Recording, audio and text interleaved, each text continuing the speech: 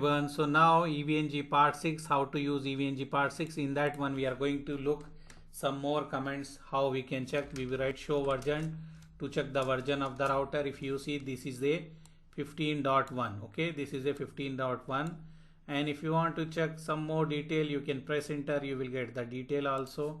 Okay, if you press enter, you will get the detail.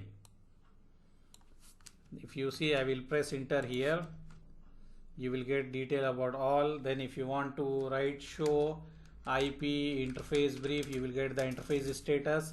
If you see, in this router I have only one interface, and that interface is down here. Okay, so this way we can check the CLI of the router by using EVNG software. So I am using the EVNG, and this is EVNG.